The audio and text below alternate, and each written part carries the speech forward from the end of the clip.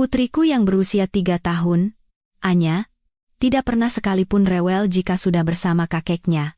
Namun suatu hari, didorong rasa penasaran, saya diam-diam membuka pintu kamarnya dan seketika terduduk lemas di tempat. Pemandangan mengerikan yang terhampar di depan mata adalah penyebabnya. Nama saya Citra. Saya menganggap diri saya seorang ibu yang cukup modern, yang percaya bisa menyelesaikan semua masalah pengasuhan anak dengan pengetahuan dan kesabaran. Suami saya, Bima, juga seorang ayah yang luar biasa baik. Kami selalu bersama dalam perjalanan membesarkan putri pertama kami, Anya. Anya yang mungil adalah dunia kami. Di siang hari, putri kami benar-benar seorang malaikat. Dengan pipi tembam, mata bulat hitam legam, dan senyum yang bisa meluluhkan hati yang paling keras sekalipun. Tawa riangnya yang jernih memenuhi setiap sudut rumah mungil kami, menghapus semua lelah setelah kami pulang kerja. Namun, saat kegelapan turun, saat lampu-lampu kota mulai menyala dan rumah-rumah lain terlelap dalam damai, perang di rumah kami justru dimulai. Malaikat kecil saya berubah menjadi iblis cilik. Iblis cilik yang bersenjatakan tangisan memilukan dan keras kepala yang mencapai puncaknya. Masalahnya sebenarnya sederhana. Ia tidak bisa tidur sendiri. Semua buku pengasuhan anak yang saya baca, semua saran dari para ahli di internet, dan nasihat dari teman-teman yang juga punya anak, semuanya menunjuk ke satu arah. Untuk menumbuhkan kemandirian anak, tidurkan ia sendiri sejak dini. Kami membeli ranjang bayi dari kayu yang cantik, dihiasi pita merah muda, dan memasang gantungan mainan berbentuk binatang-binatang lucu. Kami juga menciptakan ritual sebelum tidur yang sangat teliti. Pukul 7 malam, mandi air hangat dengan beberapa tetes minyak lavender. Pukul 7:30, memakai piyama kelinci favoritnya yang lembut. Pukul 8, minum segelas susu hangat. Dan terakhir, saya membacakan buku dongeng dengan suara lembut. Secara teori, ini adalah proses yang sempurna. Terlihat seperti jalan setapak berbunga menuju alam mimpi, tapi kenyataannya begitu kejam. Begitu punggungnya menyentuh kasur ranjang, ia langsung bangkit seolah-olah ada pegas di tubuhnya. Matanya yang tadi mulai terpejam tiba-tiba membelalak, dan bibir mungilnya bersiap untuk meledak dalam tangisan. Ketika saya mencoba meninggalkan kamar, isakannya berubah menjadi tangisan keras, dan ketika saya dengan tegas memunggunginya, sebuah paduan suara mengerikan pun dimulai.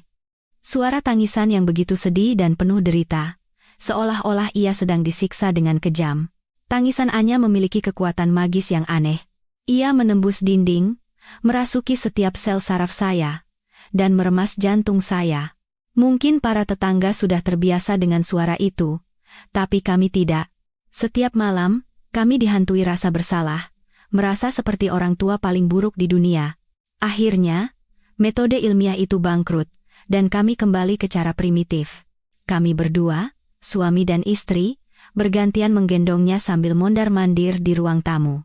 Ruang tamu kami sempit, tak lebih dari 20 meter persegi, tapi setiap malam kami seolah berjalan berkilo-kilometer.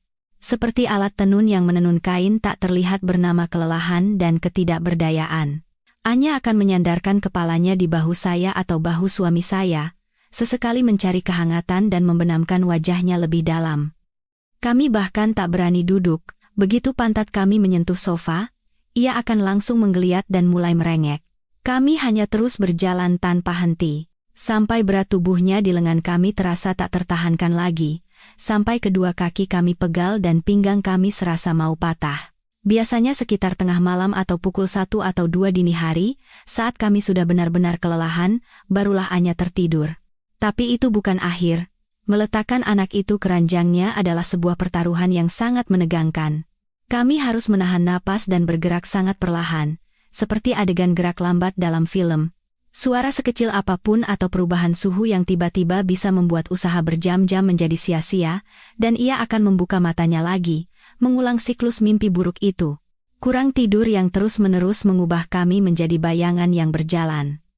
Suami saya, Bima, seorang insinyur sipil yang biasanya selalu rapi, kini pergi bekerja dengan mata sayu dan penampilan kuyu.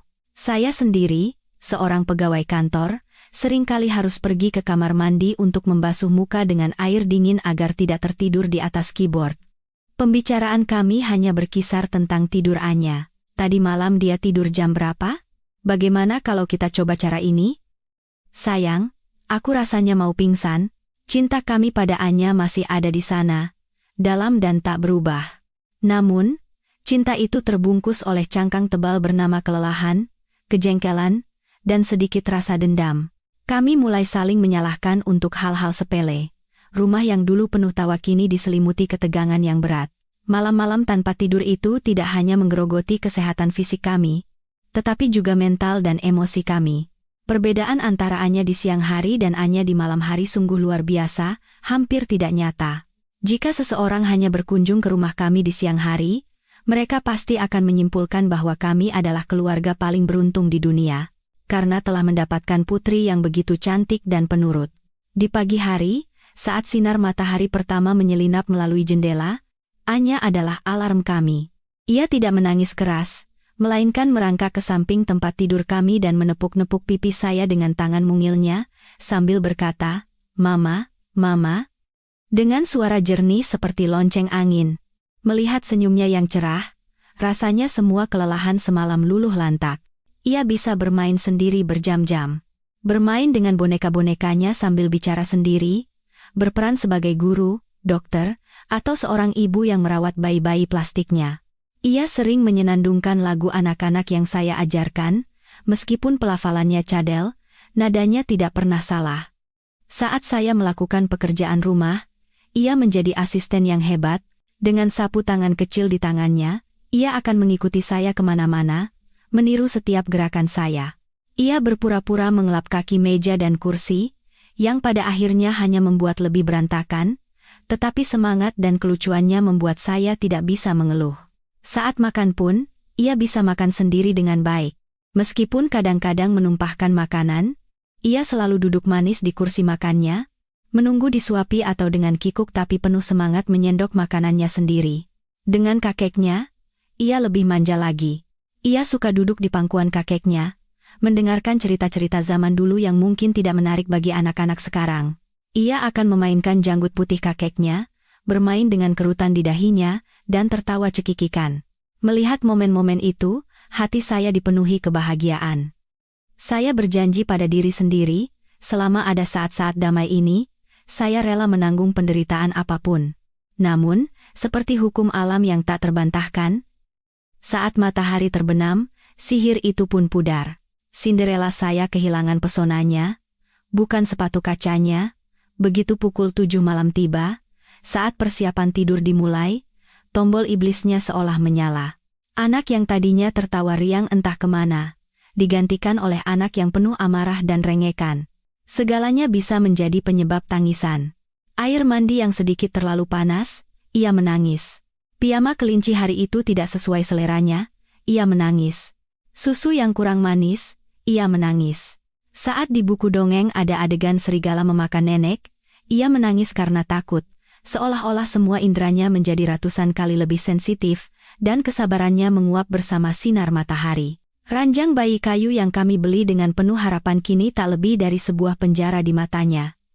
Hanya dengan melihatnya saja, ia mulai meronta-ronta. Sambil mengayunkan kedua kakinya di udara, ia berteriak, enggak mau diranjang."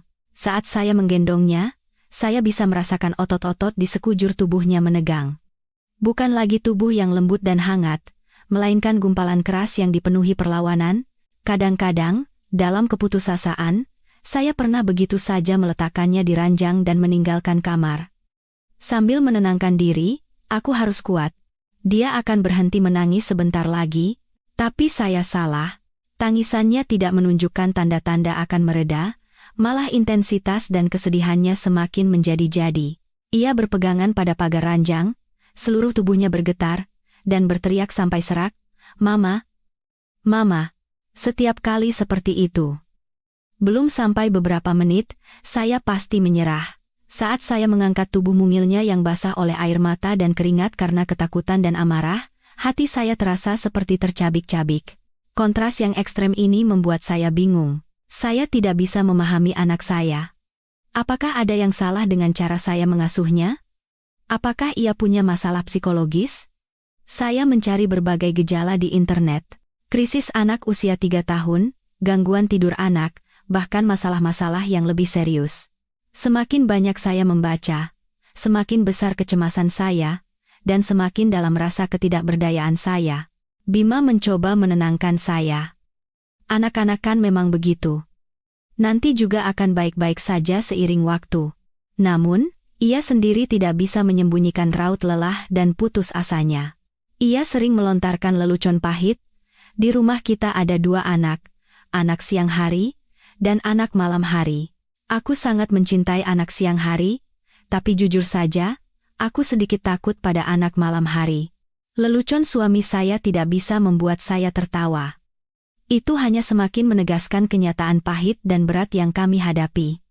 Hidup terus berjalan dalam roda yang melelahkan dan sulit itu. Siang berganti malam, dan malam berganti menjadi siang yang lain. Kami seperti tentara yang setiap malam pergi ke medan perang dan kembali di pagi hari dengan penampilan kuyu layaknya prajurit yang kalah. Kesabaran manusia ada batasnya, dan batas kami sudah hampir tercapai. Dan situasi terburuk datang pada suatu senja di akhir musim penghujan, saat angin musim dingin pertama membawa udara dingin dan lembab.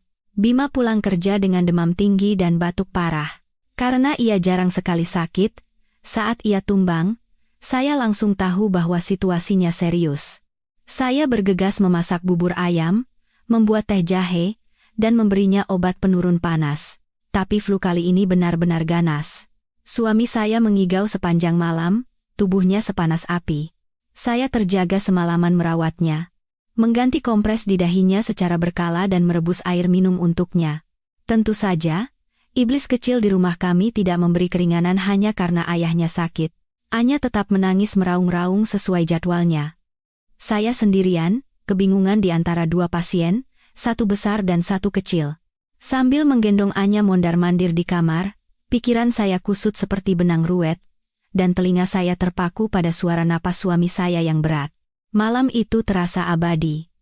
Menjelang fajar, demam Bima sedikit turun, tetapi ia masih sangat lemas. Karena begadang semalaman ditambah rasa khawatir, kepala saya pusing dan seluruh tubuh saya terasa berat seperti kapas. Saya memaksakan diri untuk bangun menyiapkan sarapan, tetapi saat turun dari tempat tidur, pusing itu menyerang. Pandangan saya menjadi gelap, dan saya langsung terduduk di lantai. Saya juga tertular flu. Demam saya tidak setinggi Bima, tetapi disertai sakit kepala yang hebat dan nyeri otot yang membuat saya tidak punya tenaga sama sekali.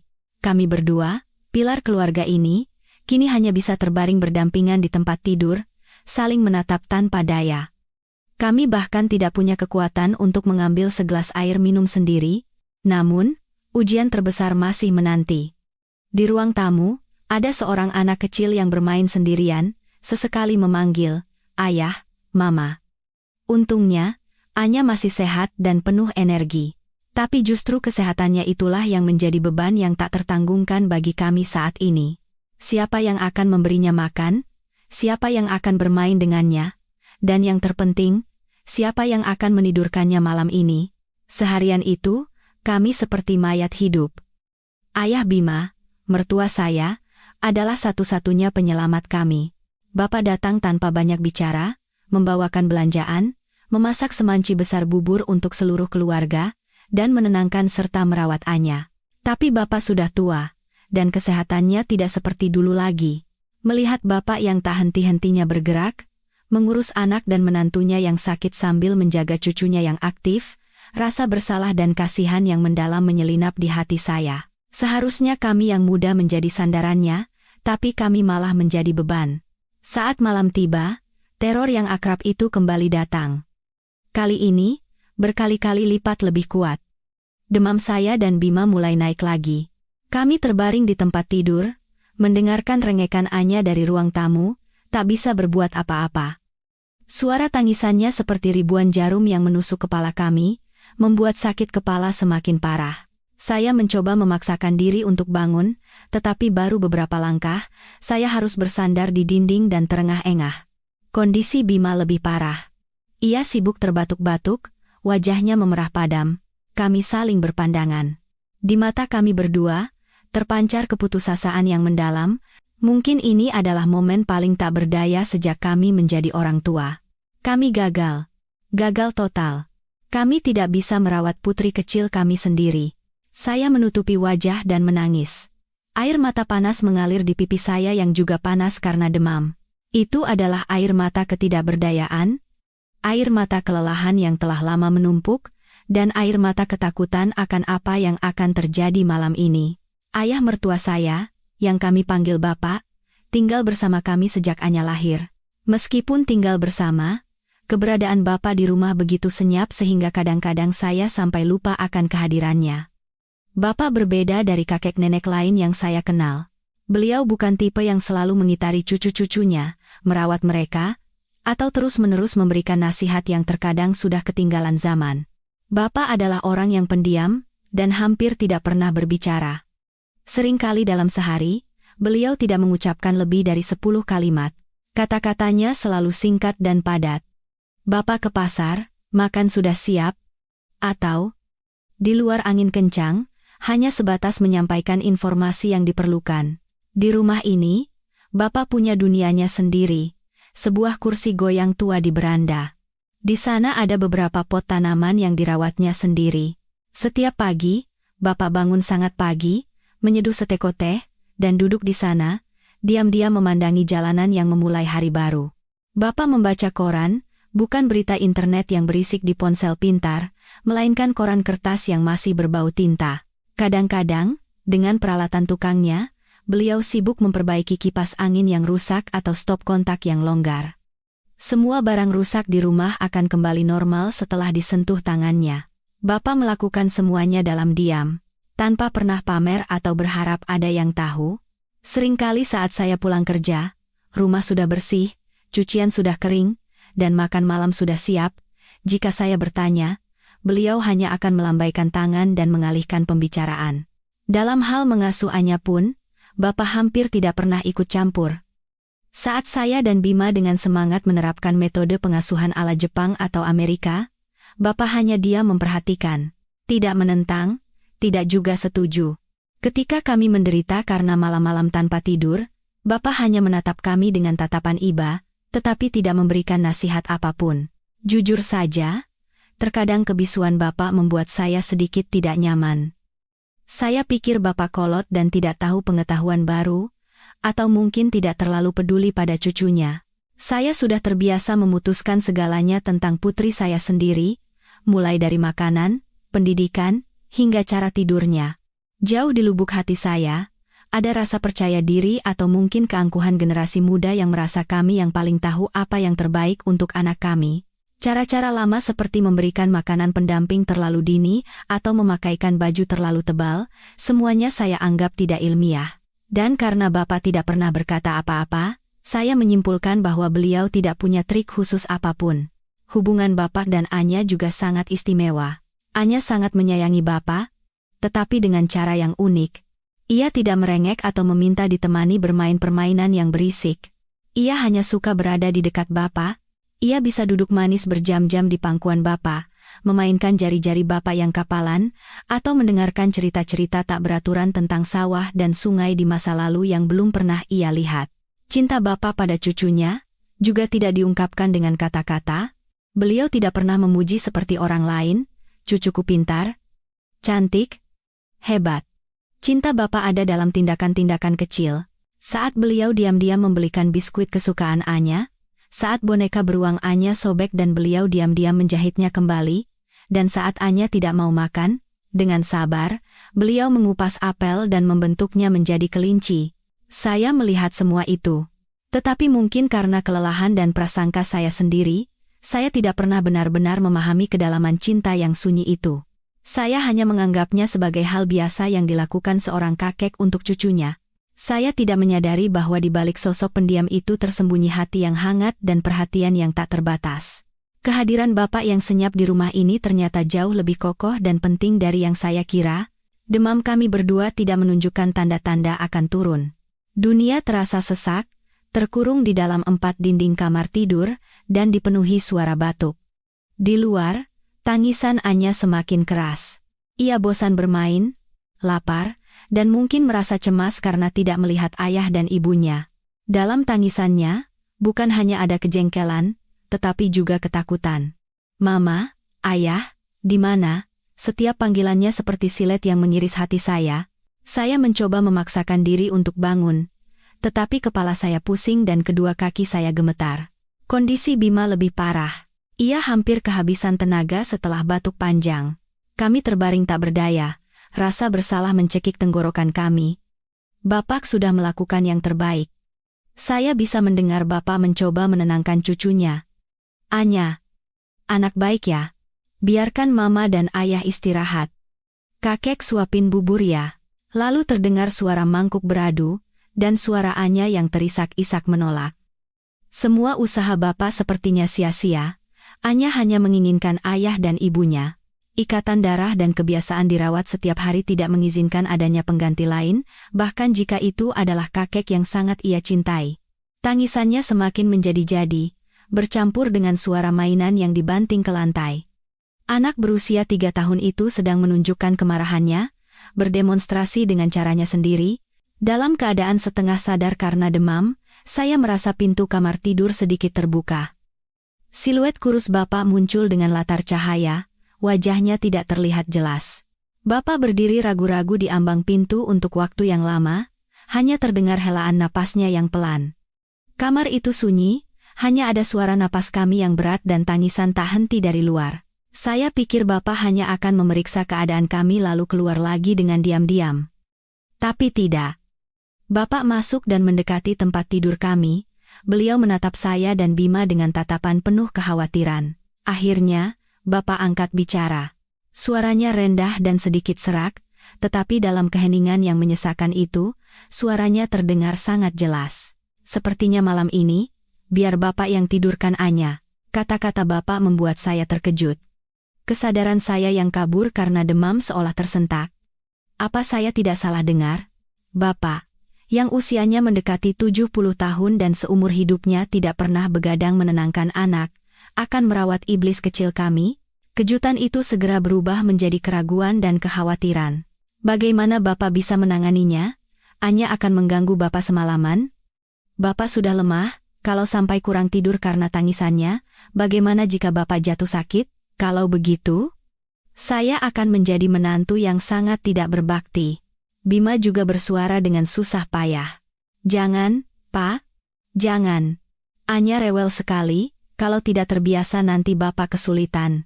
Kalau Bapak sampai sakit, kami benar-benar tidak tahu harus bagaimana. Saya buru-buru menimpali, benar, Pak. Biarkan saja dia di luar. Saya akan coba tangani entah bagaimana caranya.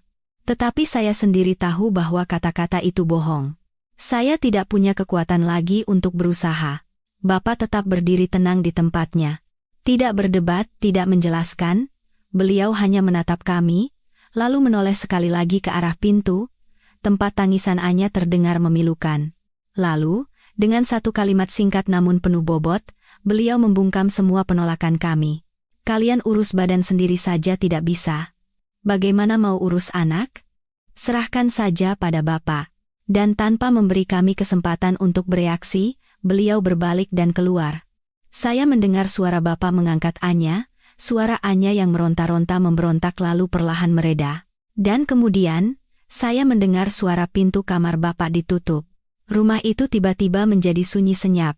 Keheningan yang begitu mendadak ini justru membuat saya cemas. Berbagai skenario mengerikan terbayang di kepala saya. Anya akan menangis sampai serak. Bapak tidak akan bisa menenangkannya dan mungkin akan marah atau memarahinya. Atau lebih buruk lagi, Bapak akan menyerah dan membawanya kembali kepada kami. Saya dan Bima saling menatap dengan mata penuh kekhawatiran. Tapi kami terlalu lelah untuk melakukan apapun. Menerima tawaran Bapak adalah satu-satunya pilihan. Sebuah pilihan dalam keputusasaan, menyerahkan segalanya pada keajaiban yang bahkan kami sendiri tidak percayai. Setelah pintu kamar Bapak tertutup, keheningan yang berat dan tidak wajar menyelimuti rumah. Karena sudah terbiasa dengan tangisan Anya setiap malam, keheningan ini justru membuat saya cemas, bahkan takut. Saya berbaring di tempat tidur, menatap langit-langit dengan hampa, dan menajamkan telinga. Saya menunggu. Menunggu ledakan tangisan yang familiar itu merobek kedamaian palsu ini. 1 menit, 5 menit, 10 menit berlalu, tidak ada apa-apa. Hanya suara detak jam dinding, Desau angin samar di luar jendela, dan napas teratur Bima di samping saya. "Sayang, kamu dengar sesuatu?" bisik saya, memecah keheningan. Bima menggeliat dan berkata dengan suara serak karena batuk, "Tidak. Sepi sekali, aneh. Apa Anya ketiduran karena terlalu lelah? Atau, jangan-jangan ada apa-apa?" Kekhawatiran dalam diri saya mulai membesar. Anak yang menangis begitu hebat tidak mungkin tiba-tiba menjadi setenang ini. Pikiran bahwa ia mungkin dimarahi sampai takut untuk menangis, atau sesuatu yang lebih buruk terjadi, mulai menghantui saya. Imajinasi seorang ibu yang sedang sakit dan lelah mulai melukiskan gambaran-gambaran mengerikan. Saya membayangkan Bapak membentak Anya karena terlalu marah, dan Anya menjadi ketakutan. Atau mungkin Bapak menggunakan cara-cara lama yang tidak saya ketahui yang bisa melukai hati anak itu. Saya tidak tahan lagi. Saya bangkit dari tempat tidur. "Tidak bisa, aku harus melihatnya." Bima menahan lengan saya. "Sayang, kamu masih demam. Coba kita percaya saja pada Bapak. Bapak kan lebih menyayangi Anya daripada kita. Tidak mungkin beliau melakukan hal yang menyakitinya." Kata-kata Bima ada benarnya, tetapi tidak bisa meredakan kecemasan saya. Saya berbaring lagi, tetapi hati saya gelisah. Setiap beberapa menit, saya menoleh, menahan napas, dan memasang telinga. Keheningan terus berlanjut, bukan keheningan tidur nyenyak, melainkan seperti keheningan sebelum badai. Rasanya seisi rumah ikut menahan napas bersama saya, menunggu sesuatu. Saya melirik ponsel di kepala tempat tidur, memastikan nada deringnya diatur paling keras. Saya sudah siap mental, bahwa sebentar lagi Bapak akan menelepon atau mengetuk pintu, dan pasien yang familiar itu akan diserahkan kembali kepada kami. Tapi tidak ada telepon, tidak ada ketukan. Waktu berjalan lambat, 30 menit, 1 jam, lalu 2 jam berlalu. Akhirnya, demam dan kelelahan mengalahkan kekhawatiran. Kelopak mata saya terasa berat. Mungkin kata-kata Bima benar. Mungkin saya terlalu khawatir. Anya bisa saja tertidur karena lelah merengek seharian atau karena berada di tempat asing. Atau mungkin, Bapak benar-benar punya trik ajaib yang tidak kami ketahui. Apapun alasannya. Keheningan ini adalah hadiah yang sangat berharga bagi kami saat ini. Untuk pertama kalinya dalam berbulan-bulan, bahkan mungkin bertahun-tahun, saya berbaring di tempat tidur saya pada pukul 10 malam tanpa menggendong anak yang menangis. Saya bisa merasakan empuknya kasur dan hangatnya selimut. Tubuh saya yang pegal linu perlahan-lahan rileks. Sebelum terlelap dalam tidur yang dalam dan lelah, bayangan terakhir di benak saya adalah siluet kurus Bapak. Apa yang sedang beliau lakukan sekarang? Apakah beliau sedang tidur? Atau sedang terjaga semalaman mengawasi cucunya? Rasa bersalah yang samar menyelinap di hati, tetapi kantuk datang begitu cepat dan menghapus semua pikiran. Seluruh rumah terlelap dalam keheningan yang damai secara aneh. Sebuah malam yang damai yang telah lama kami dambakan, namun datang dalam situasi yang paling ironis dan tak terduga. Malam itu, kami berdua akhirnya bisa tidur nyenyak untuk pertama kalinya setelah sekian lama. Meskipun dalam mimpi, kecemasan dan pertanyaan yang belum terjawab masih samar-samar melayang. Tidur lelap yang disebabkan oleh kelelahan dan obat penurun panas memang memberikan istirahat yang sangat saya butuhkan, tetapi tidak sepenuhnya damai. Dalam mimpi, saya berjalan menyusuri koridor yang panjang dan gelap. Di kedua sisi, ada banyak pintu yang tampak sama. Dari balik salah satu pintu itu, saya mendengar isak tangis Anya. Saya panik dan mulai mencari pintu itu. Saya mencoba membuka setiap pintu, tetapi semuanya terkunci rapat. Suara tangisan Anya semakin menjauh dan memudar, hingga akhirnya hilang sama sekali. Dalam keputusasaan, saya memanggil namanya, tetapi hanya gemas suara saya yang kembali. Saya terbangun dengan jantung berdebar kencang. Punggung saya basah oleh keringat dingin. Di luar masih gelap gulita. Saya melihat jam, baru lewat pukul 3 dini hari. Rumah masih terlelap dalam keheningan mutlak. Keheningan ini, alih-alih menenangkan, kini justru semakin memperdalam kecemasan di dalam diri saya.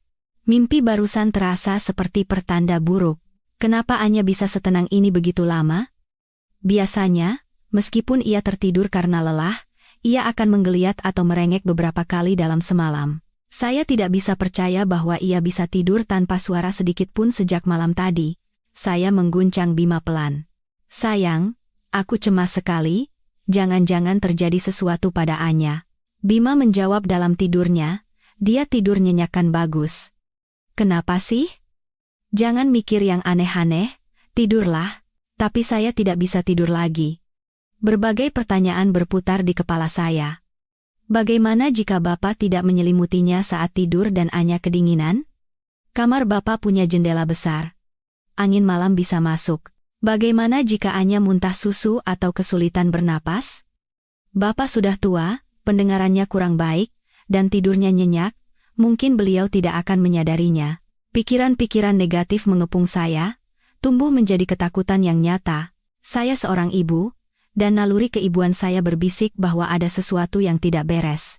Saya turun dari tempat tidur dengan hati-hati agar tidak menimbulkan suara. Demam saya sedikit turun, tetapi badan masih terasa sakit. Saya berjalan berjinjit keluar kamar, menyusuri koridor yang gelap dan sejuk. Saya berdiri di depan pintu kamar Bapak, menempelkan telinga ke pintu kayu yang dingin, dan menahan napas. Tidak ada suara apapun. Tidak ada suara dengkuran, tidak ada suara orang menggeliat, tidak ada suara batuk, keheningan total.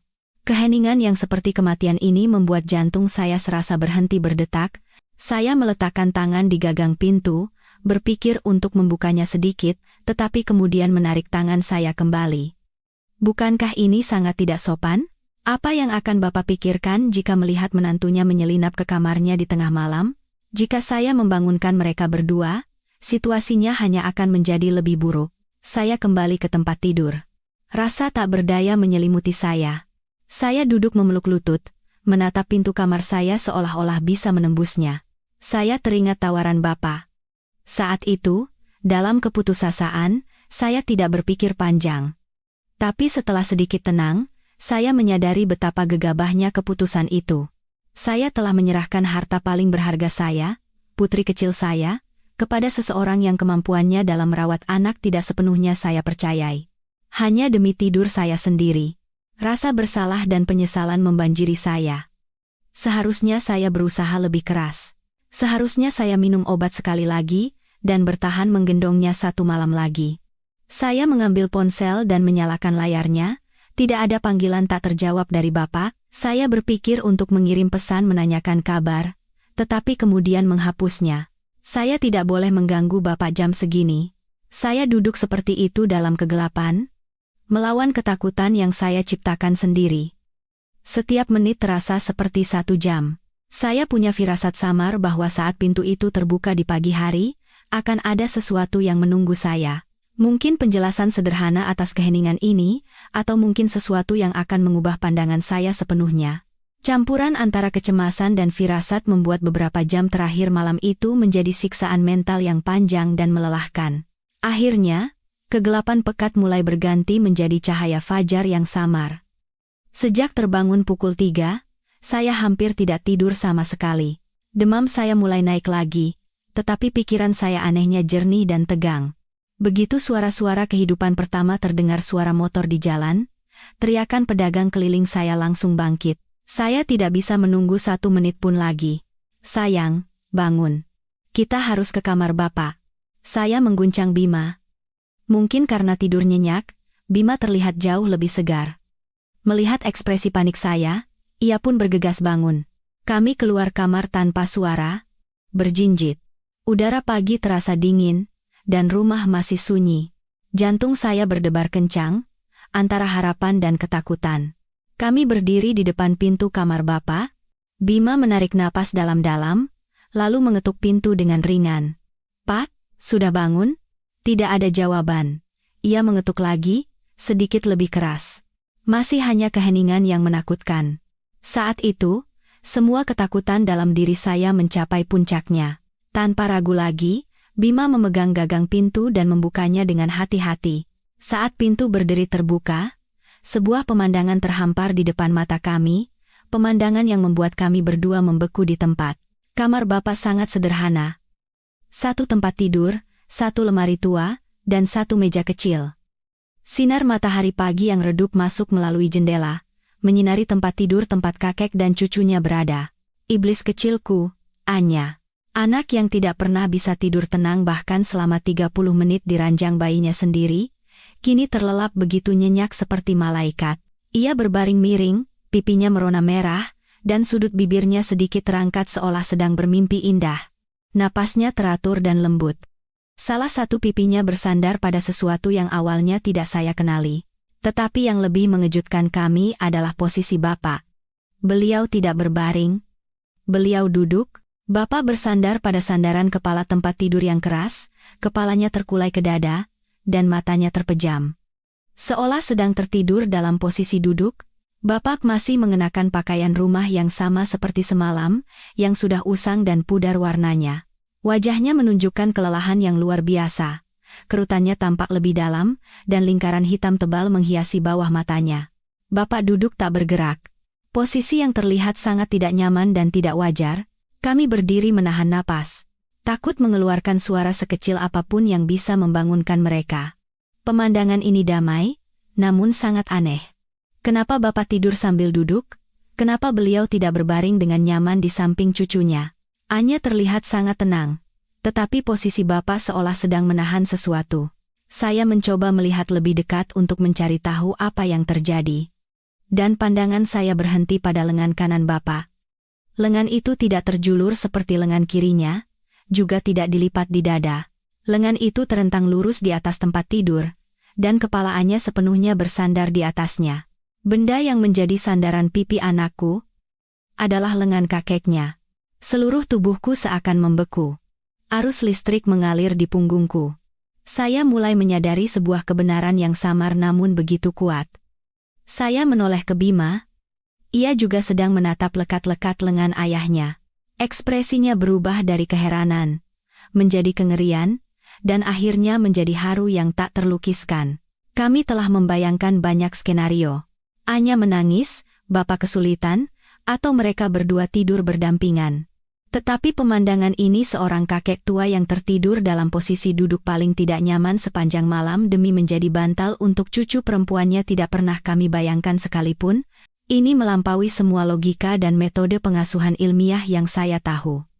Ini adalah sesuatu dari dimensi yang sama sekali berbeda. Kami berdiri terpaku di ambang pintu, tidak bisa mengalihkan pandangan dari pemandangan aneh di atas tempat tidur itu. Semua suara lenyap, hanya tersisa gambaran yang sunyi namun begitu berat itu. Semakin saya perhatikan, semakin banyak detail kecil namun penting yang terlihat. Pakaian yang dikenakan Bapak bukanlah piyama, melainkan celana katun usang dan kaos oblong, pakaian sehari-hari. Itu berarti Bapak tidak sempat berganti piyama, atau sengaja mengenakannya agar bisa bangun kapan saja. Bahkan dalam tidurnya, wajah Bapak menunjukkan kesabaran dan sedikit ketegangan. Bibirnya terkatup rapat, dan dahinya sedikit berkerut. Ini bukan tidur orang yang sedang beristirahat, melainkan tidur ayam seorang penjaga yang siap siaga kapan saja. Tapi detail yang paling memikat saya tetaplah lengan kanan Bapak yang menjadi bantal bagi Anya. Saya melihat jari-jari Bapak sedikit menekuk, dan buku-buku jarinya memutih karena menahan tekanan dalam waktu lama. Bahkan dari tempat saya berdiri, urat-urat biru yang menonjol di punggung tangan dan lengan bawahnya terlihat jelas. Lengan itu benar-benar diam, kokoh dan tak bergerak seperti sebatang kayu. Kepala Anya terbenam dalam di lengan Bapak, dan rambutnya yang lembut menutupi sebagian lengan itu. Anak itu terlihat sangat nyaman dan aman. Sesekali, ia menggesekkan kepalanya ke bantal itu, seperti anak kucing yang mencari kehangatan. Angin sepoi-sepoi dari jendela menggerakkan gorden, dan seberkas sinar matahari pagi jatuh tepat di wajah Bapak. Beliau sedikit menggeliat dan perlahan membuka matanya. Untuk beberapa detik pertama, tatapannya terlihat kabur. Tetapi kemudian ia menyadari keberadaan kami di ambang pintu. Raut kaget melintas di wajahnya, dan ia segera menunduk melihat Anya. Setelah memastikan cucunya masih tertidur lelap, ia menghela napas lega. Bapak mencoba bergerak, mungkin untuk menarik lengannya, tetapi kemudian mengurungkannya, takut membangunkan cucunya. Beliau hanya menggerakkan sedikit punggungnya yang kaku, mencoba mencari posisi yang sedikit lebih nyaman. Bima angkat bicara. Suaranya tercekat. "Pa." Bapak mengangkat jari telunjuk tangan kirinya ke bibir, memberi isyarat agar kami diam. Lalu, dengan gerakan mata, ia menyuruh kami keluar. Kami mengerti maksudnya, dan berusaha tidak menimbulkan suara sedikit pun saat menutup pintu dengan pelan. Setelah keluar ke ruang tamu, kami masih belum pulih dari keterkejutan. Bima terduduk di sofa dan membenamkan wajah di kedua tangannya. Ia tidak berkata apa-apa, tetapi saya bisa melihat bahunya bergetar. Saya mondar-mandir di ruangan, mencoba mencerna apa yang baru saja saya lihat. Misteri malam yang anehnya damai itu telah terpecahkan, tetapi jawabannya memberikan kejutan yang lebih besar daripada pertanyaannya. Tidak ada sihir. Tidak ada trik pengasuhan ajaib. Hanya ada seorang kakek tua dari daging dan tulang yang menjadikan tubuhnya sebagai ranjang dan bantal untuk cucunya. Bapak telah duduk seperti itu sepanjang malam. Dari saat ia membawaannya ke kamarnya hingga pagi hari, selama berjam-jam. Saya mulai merangkai semuanya. Keheningan mendadak setelah Bapak menutup pintu. Fakta bahwa Anya tidak pernah menggeliat sekalipun sepanjang malam. Semua itu karena anak itu telah mendapatkan apa yang ia butuhkan. Sesuatu yang tidak akan pernah bisa diberikan oleh ranjang bayi mahal atau ritual tidur ilmiah, yaitu rasa aman yang mutlak, kehangatan tubuh manusia, dan kekokohan. Bapak mungkin tidak menenangkannya atau menyanyikan lagu Nina Bobo. Mungkin beliau tidak melakukan apa-apa. Beliau hanya ada di sana, menjadikan dirinya bagian dari tidur cucunya. Bapak menanggung rasa sakit lengan yang kebas, pegal, dan kelelahan yang luar biasa untuk membeli kedamaian bagi seluruh keluarga. Sebuah pengorbanan sunyi yang begitu besar hingga saya tidak bisa mempercayai mata saya. Dan kami, orang tua muda yang selalu bangga dengan pengetahuan dan cara-cara modern kami, tidak tahu apa-apa, malah dipenuhi kecurigaan dan kekhawatiran yang salah. Kebenaran ini seperti tamparan keras bagi keangkuhan saya. Saat berdiri di tengah ruang tamu, tiba-tiba sebuah ingatan lama melintas di benak saya. Sebuah kepingan kecil yang menjadi kunci dari semua cerita ini. Ingatan saat Anya baru berusia beberapa bulan, masih bayi, saat itu pun ia sangat rewel saat akan tidur. Saya pernah membaca di suatu tempat bahwa kontak kulit ke kulit memberikan rasa aman pada bayi dan membuatnya tidur nyenyak. Jadi, untuk beberapa malam pertama, saya menidurkannya di atas dada saya. Tapi posisi itu sangat berbahaya. Saya selalu takut akan menindihnya saat saya tertidur. Lalu saya menemukan satu hal. Anya akan tidur sangat nyenyak jika ia berbaring dengan bantal lengan saya atau lengan Bima. Ia akan membenamkan kepalanya di lekukan siku dan menggenggam erat lengan bawah orang dewasa dengan satu tangannya, lalu tertidur. Kami mempertahankan kebiasaan itu untuk sementara waktu, tapi itu benar-benar siksaan yang mengerikan. Lengan yang menjadi bantal itu akan cepat sekali mati rasa. Rasanya seperti digerayangi ribuan semut. Seluruh lengan menjadi berat dan kebas karena aliran darah tidak lancar. Saat ingin menarik lengan, kami harus melakukannya dengan sangat perlahan dan hati-hati selama puluhan menit. Dan jika bergerak sedikit saja terlalu kasar, Anya akan langsung terbangun dan menangis. Beberapa bulan kemudian, kedua lengan kami menderita nyeri kronis. Saya terkena sindrom lorong karpal, dan Bima mengalami peradangan otot. Kami harus menjalani fisioterapi, dan dokter memperingatkan bahwa jika kami tidak segera menghentikan kebiasaan itu, bisa terjadi kerusakan permanen pada lengan kami. Itulah alasan kami memutuskan untuk menidurkan Anya di ranjang bayinya. Kami pikir kami melakukan hal yang benar, demi kesehatan kami sendiri dan kemandirian anak. Kami mencoba menggantikan lengan kami dengan bantal empuk dan boneka binatang lucu, tapi kami melupakan satu hal. Atau sengaja mencoba melupakannya, bahwa yang diinginkan anak itu bukanlah kelembutan, melainkan sesuatu yang hidup. Ia membutuhkan kehangatan, detak kehidupan, dan rasa kokoh yang diberikan oleh lengan orang yang dicintainya, yang tidak bisa digantikan oleh apapun. Seluruh perang tidur selama 2 tahun terakhir, semua malam tanpa tidur, semua air mata dan kelelahan, ternyata berasal dari kebutuhan naluriah yang sederhana ini. Dan Bapak, entah bagaimana, mengetahuinya.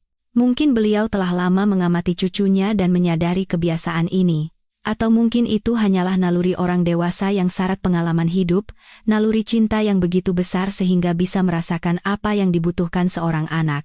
Saat kami, orang tuanya, menyerah karena rasa sakit dan lelah, seorang kakek tua dengan kesehatan yang menurun justru dengan rela menanggung siksaan itu.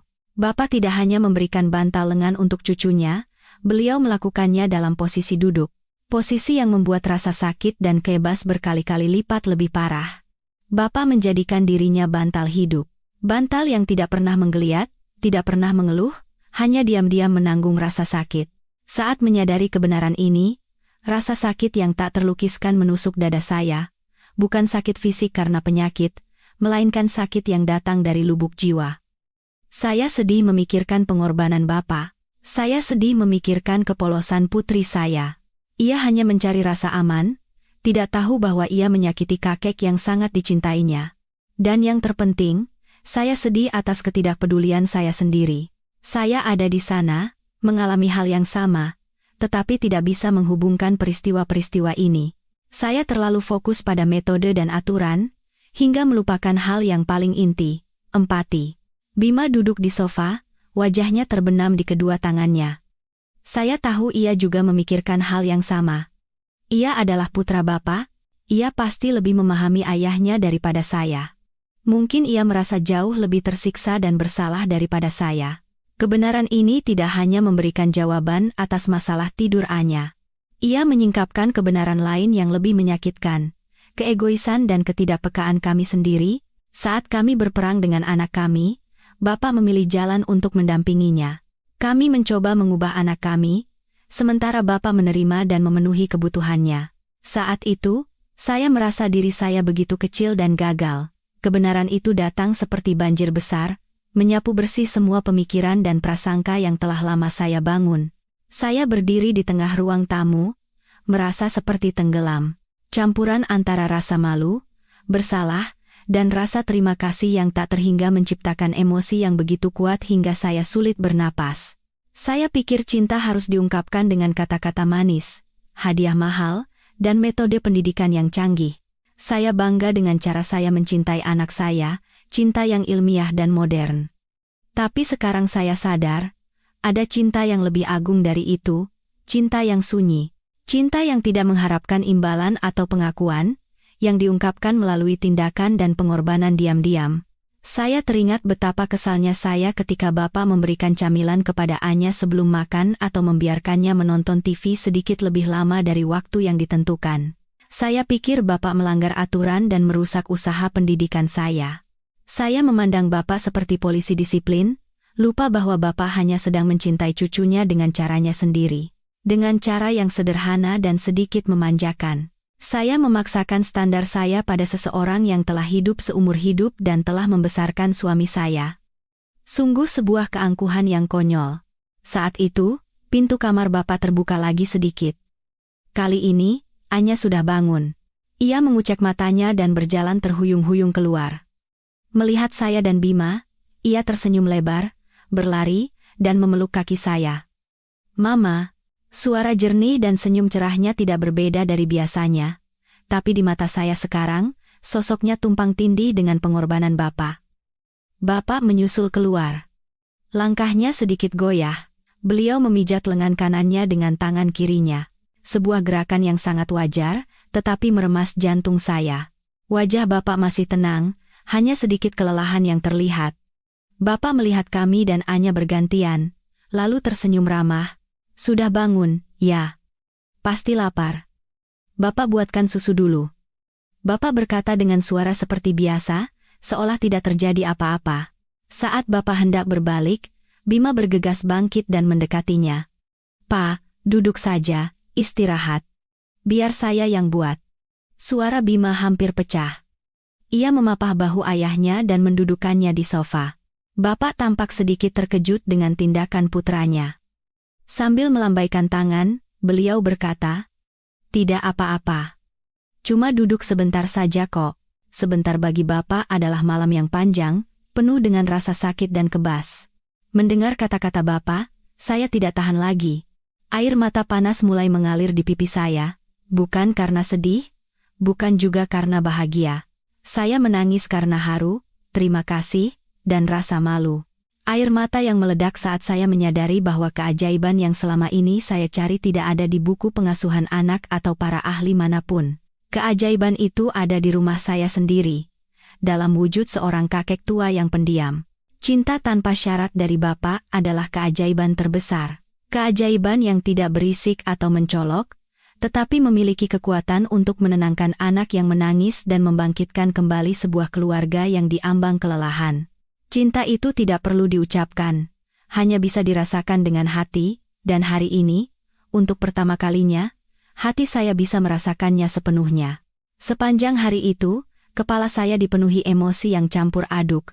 Demam saya masih ada, tetapi rasa bersalah di hati saya beberapa kali lipat lebih panas. Saya duduk di tempat tidur, memandangi ruang tamu. Anya sedang bermain dengan gembira bersama kakeknya. Ia polos, seolah tidak terjadi apa-apa. Ia tidak tahu penderitaan apa yang telah kakeknya alami untuknya semalam. Mungkin itu lebih baik. Tapi sebagai ibu yang menyaksikan semuanya, hati saya sama sekali tidak tenang. Hari ini, setiap gerakan Bapak terasa seperti jarum di hati saya. Saya melihat Bapak sesekali memijat bahu dan lengan kanannya dengan tangan kirinya. Saya juga melihatnya tanpa sadar meringis saat mencoba mengangkat tangannya tinggi-tinggi untuk mengambil mainan cucunya.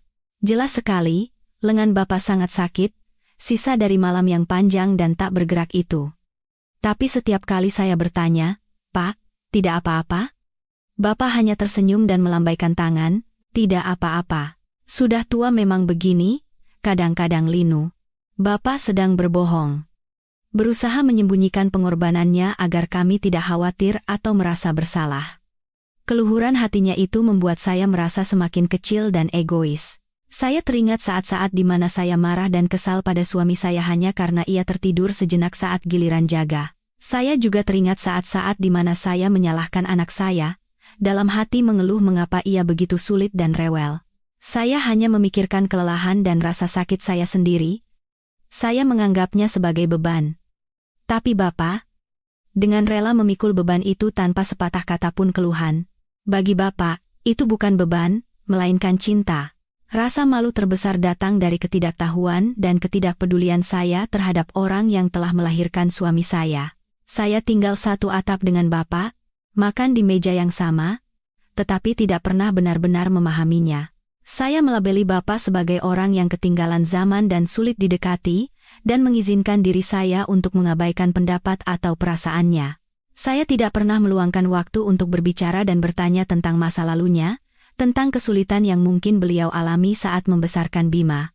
Saya hanya melihat seorang lelaki tua yang pendiam dan kesepian, tidak menyadari bahwa di balik kebisuan itu tersembunyi harta karun berupa pengalaman hidup, kesabaran, dan cinta mendalam yang tidak ditunjukkan. Wajah saya memanas saat teringat saat-saat kami berbisik-bisik mengeluhkan malam-malam tanpa tidur kami, sementara Bapak ada di dekat kami. Beliau pasti mendengar semuanya. Beliau pasti menyaksikan ketidakberdayaan dan kelelahan kami. Tawaran Bapak bukanlah tindakan impulsif. Itu adalah hasil dari pengamatan dan empati yang panjang. Bapak tahu harga diri orang muda seperti kami, jadi beliau tidak menyalahkan atau menasihati. Sebaliknya, beliau memilih tindakan sunyi yang lebih kuat dari ribuan kata. Saat makan siang, ketika Bima sedang memasak di dapur, saya menghampirinya. "Sayang," kata saya ragu-ragu, aku merasa seperti menantu yang sangat jahat."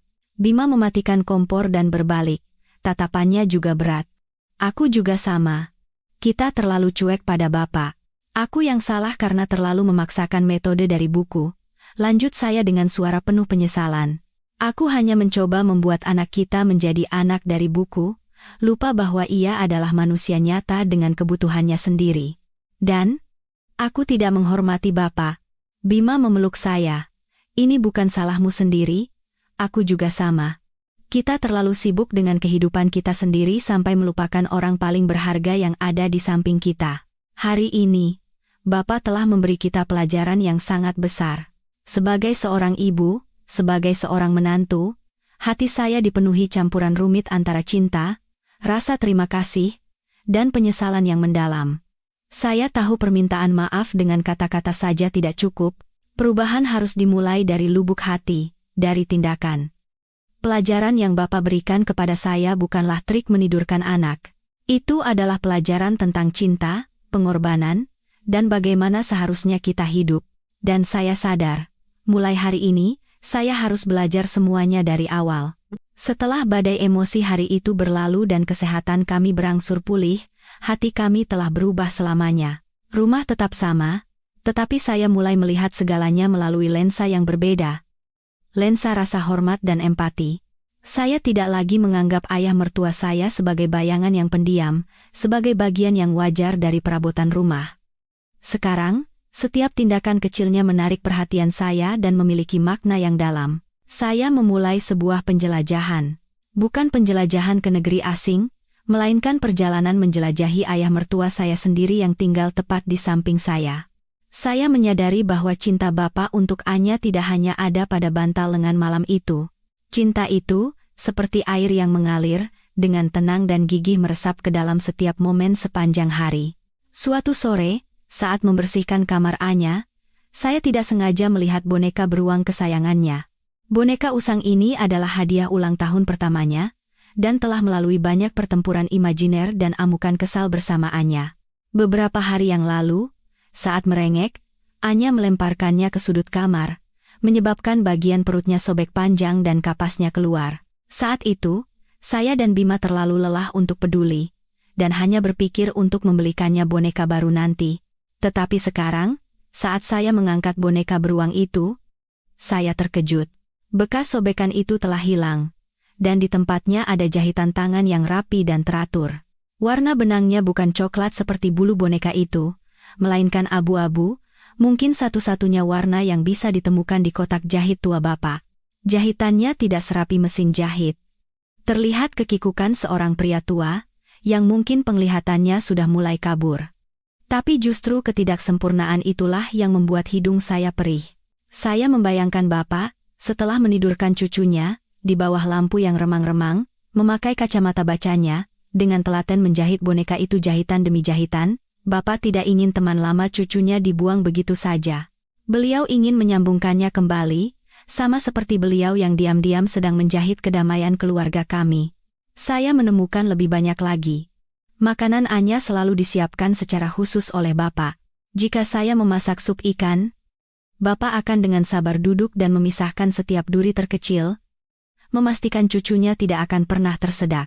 Jika ada jeruk, beliau tidak hanya mengupas kulitnya, tetapi juga dengan teliti membuang serat-serat putih tipis yang menempel di bulirnya, sehingga hanya bagian termanis dan paling berair yang diberikan kepada cucunya. Dulu, saya mungkin akan menganggapnya terlalu rewel dan tidak perlu.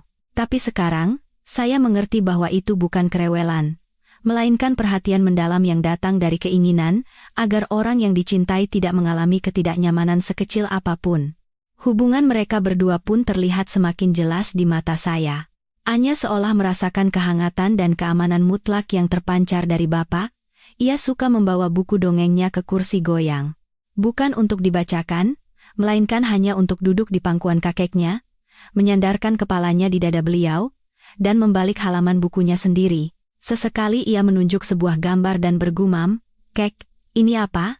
Bapak tidak akan langsung menjawab, melainkan akan melihat gambar itu dengan saksama, lalu menjelaskannya dengan kata-kata paling sederhana.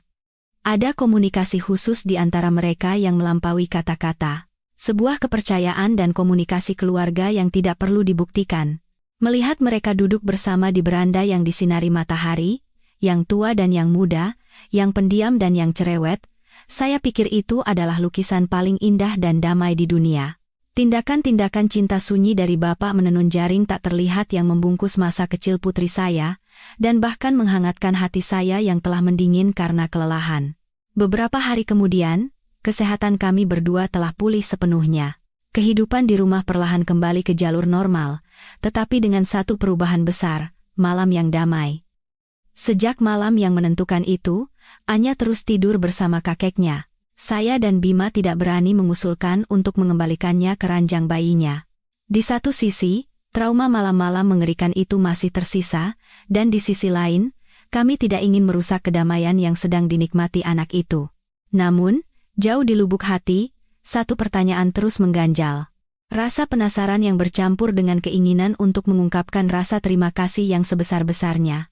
Saya ingin mendengar rahasia itu langsung dari mulut Bapak. Saya memutuskan untuk memulai dari Bima. Suatu malam, saat kami sedang menonton TV, saya menoleh ke arahnya dan bertanya sealamiah mungkin, "Sayang, aku penasaran dari kemarin, Bapak punya rahasia apa ya? Hebat sekali." Kamu kan anaknya. Coba tanyakan pada bapak bagaimana caranya bisa menidurkan Anya dengan begitu mudah. Bima mengalihkan pandangannya dari layar dan menatap saya.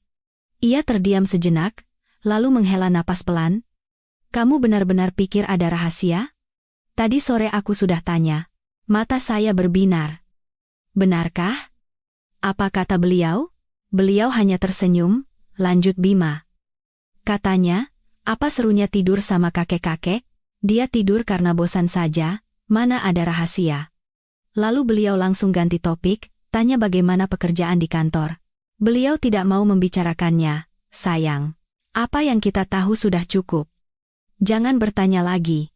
Saya sedikit kecewa dengan jawaban Bima, tetapi sekaligus lebih memahami karakter ayah mertua saya. Bapak tidak ingin mendapatkan pengakuan atas jasanya. Tapi saya tidak menyerah. Mungkin Bima bertanya dengan cara yang salah, pikir saya. Biar saya coba. Keesokan harinya, saya memilih waktu ketika Bapak sedang sendirian di beranda menyirami tanamannya. Saya membawakannya secangkir teh hangat. Pak, minum teh hangat dulu. Cuaca mulai dingin, Bapak harus jaga kesehatan. Bapak menerima cangkir teh itu, mengangguk, dan tersenyum. Terima kasih nak. Bapak sudah biasa dengan cuaca begini. Saya duduk di kursi kecil di sebelahnya, ragu-ragu sejenak, lalu masuk ke pokok pembicaraan dengan suara lembut dan tulus. Pak, terima kasih banyak sudah membantu kami beberapa hari terakhir ini. Anya jadi penurut sekali tidur sama Bapak. Kami senang sekali. Apa Bapak bisa ajarkan rahasianya pada kami? Supaya nanti kami bisa menidurkannya dengan cara itu. Jadi Bapak tidak perlu repot-repot lagi. Bapak menyeruput tehnya. Matanya masih menatap ke kejauhan. Beliau tidak melihat saya. Tetapi saya tahu beliau mendengarkan. Setelah hening sejenak, Bapak menjawab dengan pelan. Suaranya tetap tenang. Rahasia apa? Mungkin karena dia lelah habis sakit dan tempat tidurnya baru, jadi dia tidur saja. Lagi pula, kalau ada kakek neneknya, anak-anak merasa aman, jadi tidurnya lebih nyenyak. Dulu waktu Bapak besarkan Bima juga begitu. Bapak dengan cerdik mengubah rahasia pribadinya menjadi pengalaman umum generasi sebelumnya. Beliau tidak menyinggung sedikit pun tentang lengannya yang kebas atau malam-malam yang beliau lalui tanpa tidur. Jawaban Bapak seringan bulu, tetapi membangun sebuah dinding tak terlihat. Dinding yang menghalangi saya untuk masuk lebih dalam ke pengorbanannya. Bapak tidak ingin ada yang menyentuhnya, memberinya nama, atau menganalisisnya. Karena bagi Bapak, itu bukan pengorbanan untuk dipuji, melainkan hanya cinta. Pertanyaan-pertanyaan saya tidak mendapatkan jawaban yang saya cari, tetapi justru kebisuan dan pengelakan itulah yang menjadi jawaban paling jelas. Itu menunjukkan kepada saya kerendahan hati yang tak terbatas dan cinta yang paling murni. Bapak tidak membutuhkan ucapan terima kasih lisan dari kami, beliau hanya ingin kami tahu. Saya menyadari bahwa tindakan saya yang terus bertanya justru bisa menjadi gangguan. Rahasia itu mungkin harus dijaga, bukan untuk disembunyikan, tetapi untuk dihormati kesunyiannya. Saya tidak menemukan trik, tetapi saya menemukan sesuatu yang jauh lebih berharga, rasa hormat yang mendalam terhadap ayah mertua saya. Kehidupan berangsur stabil, tetapi masih ada sesuatu yang belum tuntas di hati saya. Saya tahu cerita di balik tidur putri saya telah merangkai kepingan-kepingannya, tetapi itu adalah kesimpulan berdasarkan apa yang saya saksikan pagi itu. Sebagian dari diri saya bagian yang sangat manusiawi, penuh rasa ingin tahu, dan skeptis ingin menyaksikannya secara langsung sekali lagi. Saya ingin melihat seluruh proses yang terjadi dalam keheningan malam, bukan hanya hasilnya setelah langit terang. Saya merasa perlu konfirmasi terakhir untuk menghilangkan sisa-sisa keraguan sekecil apapun dan menanamkan citra itu sepenuhnya di hati saya. Kesempatan itu datang pada suatu malam akhir pekan. Bima ada proyek mendesak di kantor dan harus pulang larut malam. Di rumah hanya ada saya, Bapak, dan Anya. Setelah makan malam, saya memutuskan bahwa sudah waktunya untuk mengembalikan Anya ke ranjang bayinya. Kami tidak bisa selamanya bergantung pada Bapak. Kesehatan Bapak adalah yang utama. Saya memulai kembali ritual tidur yang sudah familiar. Mandi, ganti baju, minum susu, baca buku. Anya tampak lebih kooperatif dari biasanya. Saya memupuk sedikit harapan, tapi tidak. Begitu saya meletakkannya di ranjang, tombol iblis itu menyala lagi. Tangisan yang familiar merobek keheningan malam. Saya mencoba menenangkan, menepuk-nepuk, menyanyikan Nina Bobo, tetapi semua usaha sia-sia. Anya berpegangan pada pagar ranjang, dan menangis memanggil kakeknya. "Kakek!" Jantung saya serasa diremas. Anak itu sudah terbiasa dengan keamanan di sisi kakeknya, dan sekarang ia merasa ditinggalkan. Saat saya hampir menyerah, pintu terbuka sedikit. Bapak berdiri di sana, ekspresinya tetap tenang. Tanpa berkata apa-apa, beliau masuk dan mengangkat Anya yang meronta-ronta. Seperti sihir, Anya langsung berhenti menangis. Ia membenamkan kepalanya di bahu kakeknya, dan melingkarkan kedua lengannya erat di leher beliau seperti koala kecil. Bapak menatap saya, tidak ada celaan di matanya, hanya pengertian. "Biar bapak yang jaga, kamu istirahat saja. Besok harus kerja, kan?" Lalu, beliau membawa Anya ke kamarnya. Pintu kamar bapak tertutup, dan sekali lagi, rumah menjadi sunyi. Tapi malam ini, saya tidak beristirahat. Malam ini adalah malam pencerahan. Saya telah memutuskan. Saya harus tahu, saya harus melihatnya sendiri. Saya duduk di ruang tamu, mematikan semua lampu, hanya menyisakan satu lampu tidur kecil di sudut. Tanpa TV, tanpa buku, saya hanya duduk dan menunggu. Waktu berjalan lambat. Pukul 10, pukul 11, hanya suara detak jam dan napas saya sendiri yang terdengar. Saya tegang, seperti akan menghadapi sebuah upacara penting. Saat jam menunjukkan pukul 12 malam, saya tahu waktunya telah tiba. Saya diam-diam melepas sandal saya, berjalan tanpa alas kaki di lantai yang dingin agar tidak menimbulkan suara. Langkah demi langkah, saya menuju kamar bapak. Koridor gelap gulita, hanya diterangi cahaya bulan samar dari jendela. Jantung saya berdetak semakin cepat. Bukan karena takut, melainkan rasa hormat, seolah akan memasuki tempat suci. Saya berdiri di depan pintu kamar bapak, menempelkan telinga. Dari dalam, hanya terdengar napas putri saya yang teratur dan samar. Ia sudah tertidur lelap, saya menarik napas dalam-dalam, dan meletakkan tangan saya yang gemetar di gagang pintu. Saya memutarnya sangat perlahan agar tidak berbunyi klik. Pintu terbuka, celah kecil yang cukup untuk mengintip ke dalam. Malam ini, saya akan menjadi saksi bisu dari cinta yang sunyi. Melalui celah pintu yang sempit, sebuah pemandangan yang tenang seperti lukisan terhampar, diterangi oleh cahaya bulan yang lembut menyelinap dari jendela. Kamar bapak lebih gelap dari yang saya duga, tetapi mata saya perlahan beradaptasi dengan kegelapan, dan semuanya mulai terlihat jelas. Anya terlelap di tempat tidur. Bibirnya yang mungil dan bulu matanya yang panjang bergetar ringan setiap kali ia bernapas. Ia berbantalkan lengan kanan bapak, lengan yang terentang kokoh seperti dahan pohon ek tua. Dan bapak. Beliau duduk persis dalam posisi yang sama seperti yang saya lihat pada pagi yang menentukan itu. Punggungnya tegak bersandar pada sandaran kepala tempat tidur kayu yang keras, tanpa bantal apapun. Masih dengan pakaian rumahnya, kepalanya terkulai ke dada, seolah tertidur karena kelelahan. Cahaya bulan menyinari rambutnya yang mulai memutih, membuatnya bersinar keperakan. Dalam kegelapan, wajah bapak tampak lebih letih, dan kerutan waktu terlihat lebih dalam, tetapi anehnya, ada aura ketenangan yang terpancar. Kali ini, bukan lagi kejutan atau keterkejutan. Saya menatap pemandangan itu dengan segenap hati dan jiwa saya. Saya melihat bagaimana bahu bapak menegang, menahan agar tubuhnya tidak miring ke satu sisi, tangan kirinya diletakkan di atas lutut, jari-jarinya sedikit menekuk seolah menahan rasa tidak nyaman. Saya hampir bisa merasakan bagaimana darah berjuang mengalir melalui lengan kanannya, bagaimana rasa kebas mulai dari ujung jari merambat ke lengan bawah, hingga ke bahu. Rasa seperti digerayangi semut, rasa sakit yang samar yang pernah saya dan Bima alami, kini sedang dialami oleh seorang pria tua mendekati 70 tahun. Setiap malam, dalam keheningan, saya berdiri terpaku di tempat. Tanpa sadar, air mata mengalir membasahi pipi, tetapi saya tidak berani mengeluarkan isakan sekecil apapun. Saya tidak ingin merusak momen sakral ini. Ini bukan lagi seorang kakek yang menjaga cucunya. Ini adalah sebuah monumen cinta dan pengorbanan. Bapak telah menjadikan tubuhnya yang tua dan lelah sebagai benteng yang kokoh, sebagai tempat peristirahatan yang damai bagi cucu perempuannya. Di dalam benteng itu, tidak ada tangisan, tidak ada ketakutan, hanya ada mimpi-mimpi manis. Angin sepoi-sepoi bertiup, menggerakkan gorden, dan cahaya bulan menerangi wajah Anya lebih terang. Ia menggeliat dan membenamkan dirinya lebih dalam ke lengan kakeknya. Secara refleks, tubuh Bapak sedikit tersentak, tetapi lengan kanannya tetap sama sekali tidak bergerak.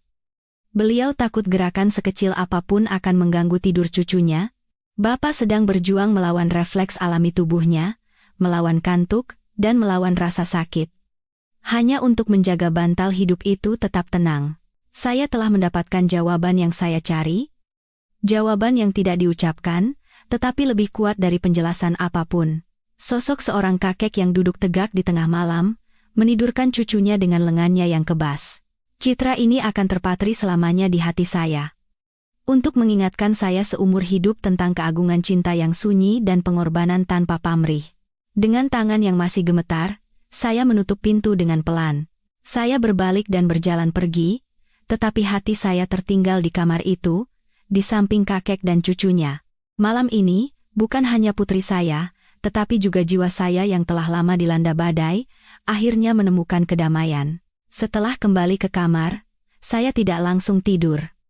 Saya duduk di dekat jendela, memandangi langit malam yang berbintang, dan merenungkan apa yang baru saja saya saksikan.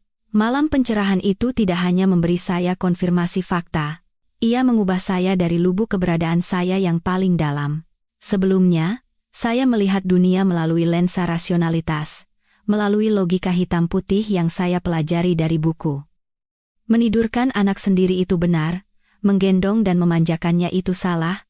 Saya meragukan, bahkan sedikit meremehkan, kebisuan ayah mertua saya sebagai ekspresi ketidakpedulian kuno. Sekarang, semua pikiran dan prasangka negatif itu lenyap seperti kabut pagi. Pencerahan yang saya dapatkan bukan hanya sekadar tahu apa yang Bapak lakukan, tetapi memahami mengapa beliau melakukannya. Bapak melakukannya bukan karena tidak tahu cara-cara modern.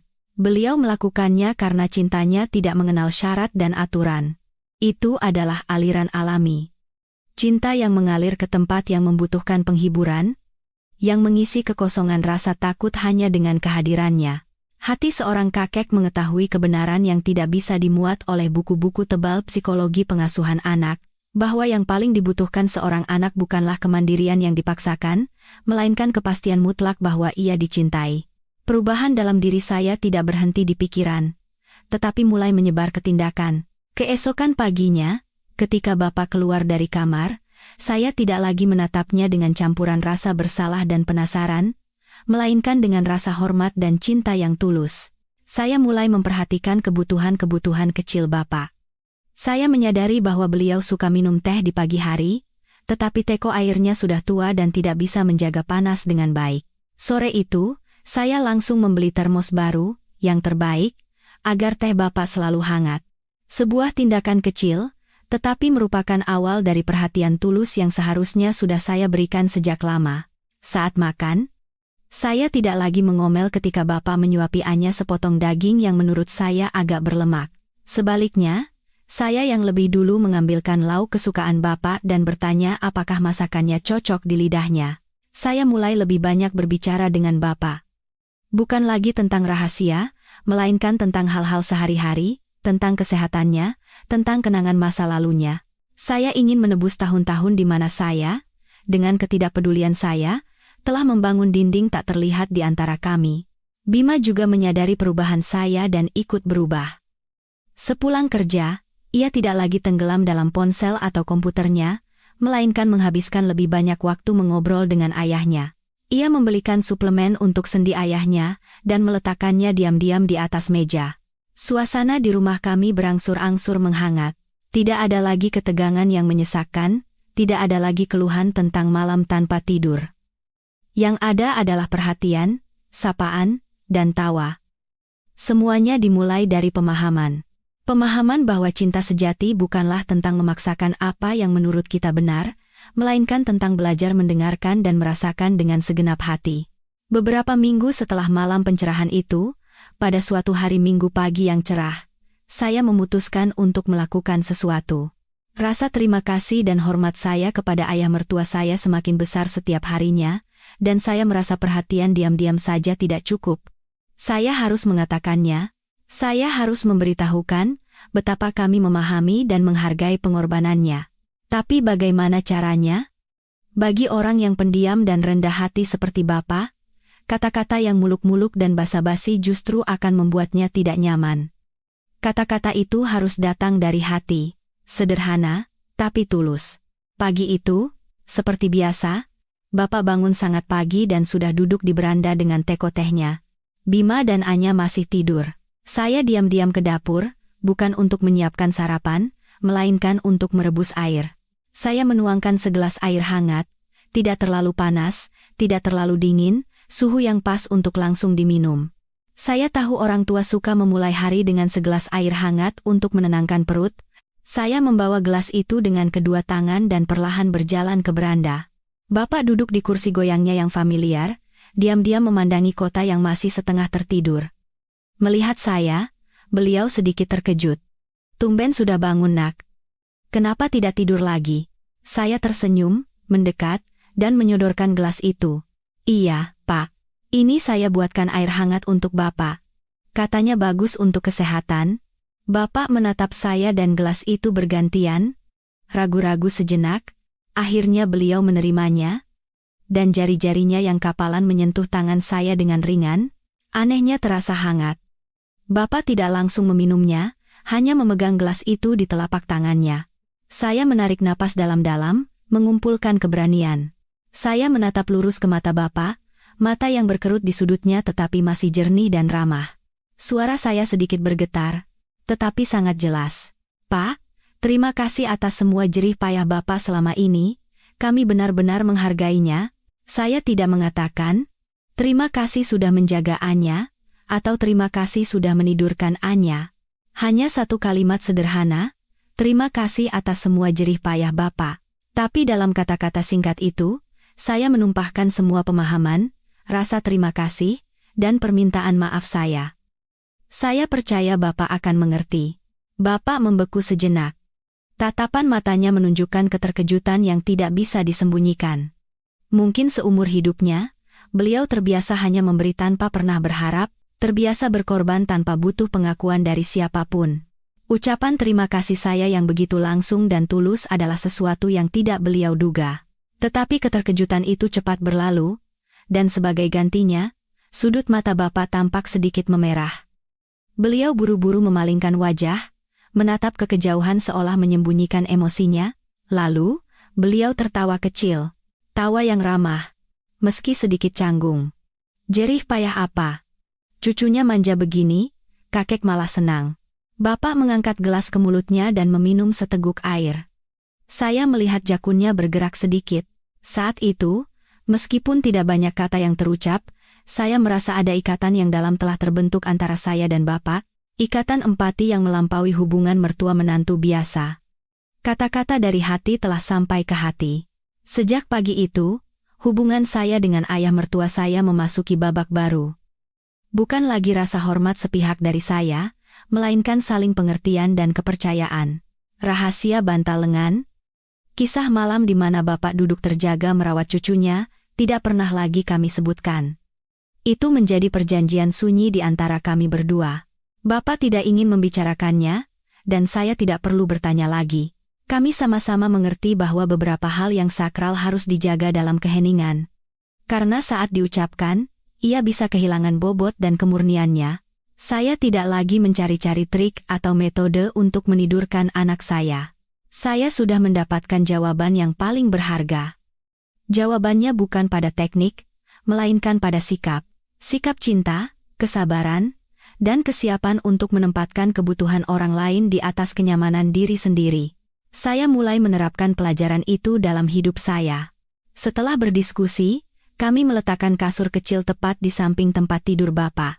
Malam hari, Anya tetap tidur dengan kakeknya, tetapi alih-alih membiarkan Bapak duduk semalaman, kami membujuknya untuk berbaring di kasur itu bersama cucunya. Awalnya Bapak menolak, khawatir jika berbaring, ia akan tertidur dan tidak bisa menjaga cucunya.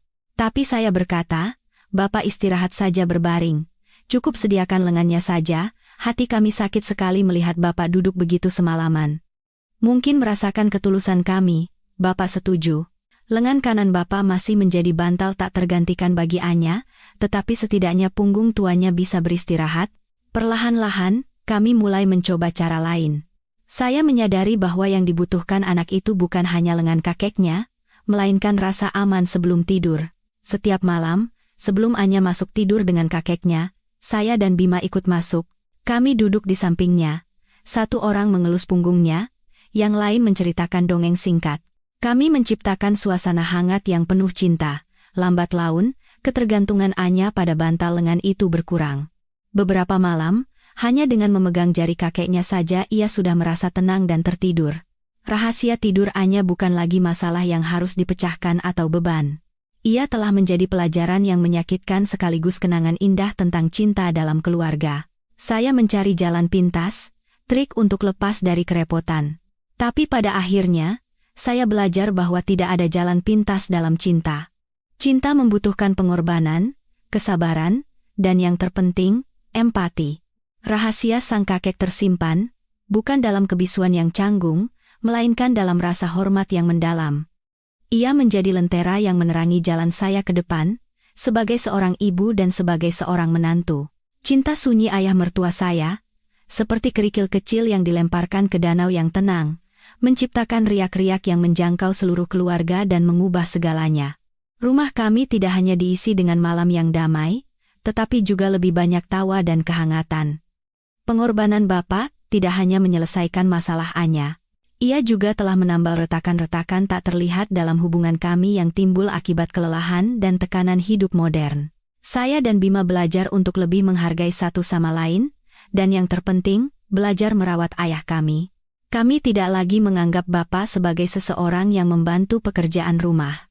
Kami menganggapnya sebagai pilar spiritual, jantung keluarga kami.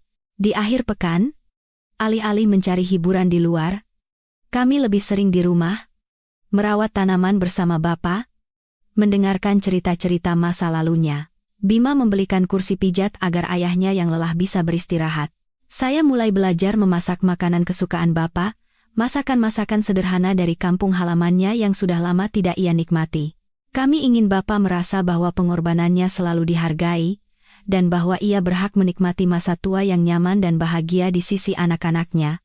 Anya tumbuh setiap hari dalam limpahan cinta seluruh keluarga. Cintanya pada kakeknya sangat istimewa. Ia tidak hanya manja pada kakeknya, ia juga belajar merawatnya. Jika kakeknya batuk, ia akan berlari kecil membawakan air. Jika kakeknya memijat lengannya, ia akan menirunya, memijat kakeknya dengan tangan mungilnya. Tenaganya memang tidak seberapa, tapi itu sudah cukup untuk membuat kakeknya tertawa sepanjang hari. Cinta yang diberikan kakeknya telah kembali dalam bentuk cinta yang tulus dan berbakti. Beberapa tahun kemudian, ketika Anya sudah tumbuh menjadi gadis kecil, kebiasaan berbantalkan lengan kakeknya sesekali masih terulang. Bukan karena tidak bisa tidur, melainkan seperti cara untuk mencari kembali kedamaian masa kecilnya. Setiap kali itu terjadi, saya akan teringat pada sosok kakeknya yang duduk tegak di tengah malam, dengan rambut putihnya yang bersinar di bawah cahaya bulan. Bantal lengan kakek menjadi warisan dan simbol cinta yang tak ternilai bagi keluarga kami. Kisah tidur Anya tidak memiliki sihir ajaib, hanya ada seorang kakek dengan cinta yang tak terbatas. Seseorang yang rela menjadi bantal, menjadi sandaran, menjadi dunia yang damai bagi cucu perempuannya. Dan cinta itu, seperti benih yang baik, telah berakar dan berbunga, membawa akhir yang bahagia bukan hanya untuknya, tetapi untuk kami semua. Bapa memberikan pengorbanan sunyi, dan menerima kembali hal yang paling berharga, rasa hormat, cinta, dan sebuah rumah yang selalu hangat oleh kebersamaan keluarga.